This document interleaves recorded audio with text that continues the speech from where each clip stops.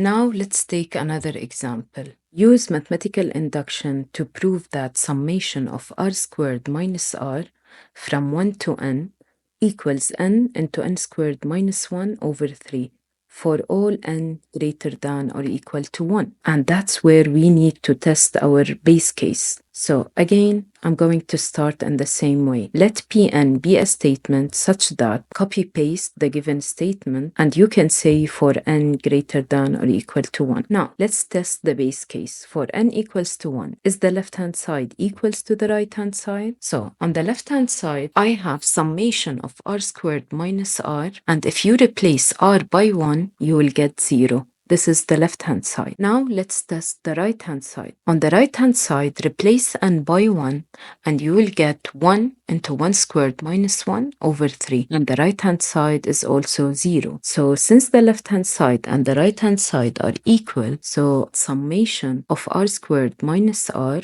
when n equals to 1 into 1 squared minus 1 over 3. And again, here I like to write it in the given form to show them that whenever I replace n by 1, the statement holds true. So after I finish the base case, I need to state clearly that this is true for n equals to 1. Now, second step. Assume true for n equals to k and then copy-paste the given statement, just replace n by k. For n equals to k plus 1, we need to prove that this summation that starts from 1 to k plus 1 is equal k plus 1 into k plus 1 squared minus 1 over 3. This series starts from 1 and ends at k plus 1. So this series starts from 1 to k, and this is pk, and I have an answer for it. It's k into k squared minus 1 over 3. And one more term, which is the k plus 1 term. It's k plus 1 squared minus k plus 1. You just replace r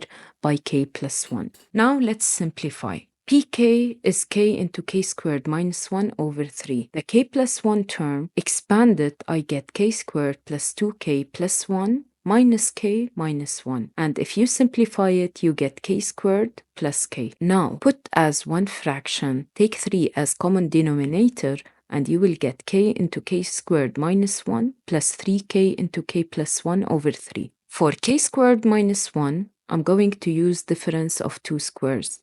So k into k plus 1 into k minus 1. Why I did this? Because I'm trying to put it in the given form. So this is equal to k plus 1 over 3 into k squared minus k plus 3k.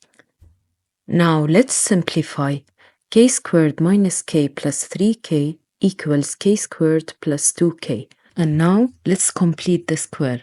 So add and subtract 1 to get the perfect square of k plus 1. So I get k plus 1 squared and I have minus 1 outside. And this is what I need. I wrote it in the given form. So now I say pk gives me pk plus 1. So this is true for n equals to k plus 1. State this clearly.